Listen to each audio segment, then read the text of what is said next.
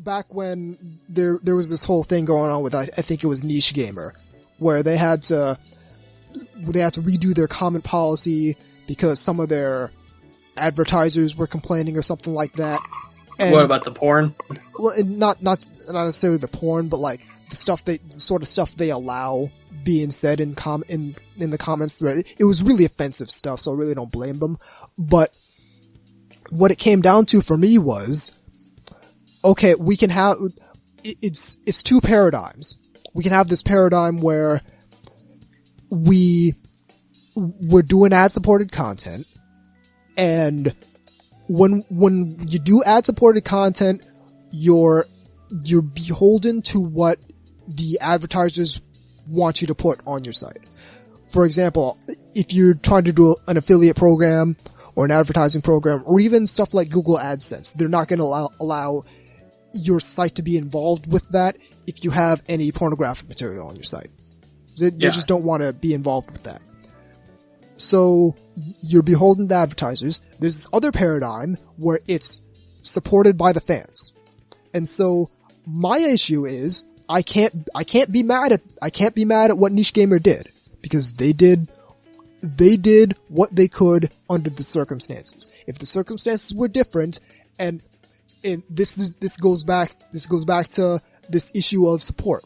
Why does Anita Sarkeesian make so much more than her Kickstarter goal? But moreover, forget Anita Sarkeesian. Why are neither Niche Gamer nor Tech Raptor, two huge, big Gamergate supported media outlets, why are both of them combined making less than AnyFam a month? Yeah, I mean, part of that is just as I said, because rich, well-to-do money is just exchanging hands. Cool in the gang with that, but we still there's so much money on this side that there's enough money on this side for them to continue catering to our market. So we obviously have the money to spend, but the problem is we don't support these media outlets. We don't want to put the money where our mouth is to support these outlets that are supposed to be new journalism. So what really happens is we hang back, we complain about ANN, we complain about AnyFam, we complain about whatever big outlet is either big on Patreon funding or has been around for a long time and is ad funded and stuff like that. What are we doing to support the people who are having that alternate voice out here? I think a big problem, I mean, I'm sure they wouldn't see it as a problem, but I think a big problem is that a lot of these people have just given up on the idea of having an anime media like that. Yeah, and I think that's tragic. I mean, because I've got friends who don't look at any of these places, but they're not interested in supporting any new ones either. They're just like, I like what I like, I do what I do, I'm not going to bother. Here's the thing, though. And it's all well and good that our market is bigger and there's more money on our side when you take a look at how much gets made for us versus how much gets made for those other people, but they still control the discourse.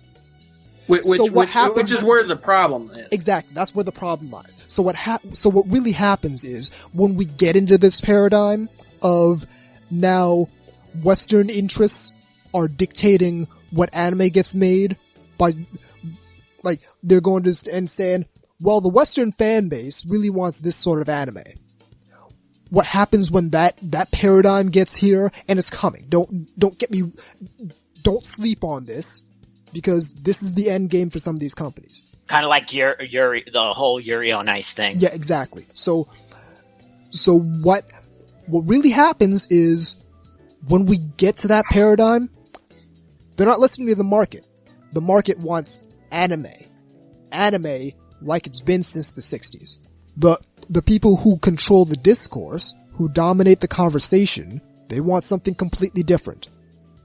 They want what they want, and when that paradigm reaches, what they get is what they will get what they want because they're the only people talking about it. So it's one thing to say, it's one thing to have given up on this sort of anime journalism commentary sort of thing, but that's not going to help anyone.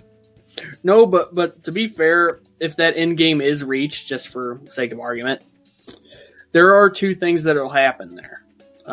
One, it won't sell enough to prop up this industry over here. It just won't. I mean, let's be honest. Most people will jump ship. Oh, absolutely. Okay, which is tragic, which is bad, and that's an end game. That's a situation I want to avoid fully. But the funny thing about that is, it will completely ruin the careers of these people that are touting this.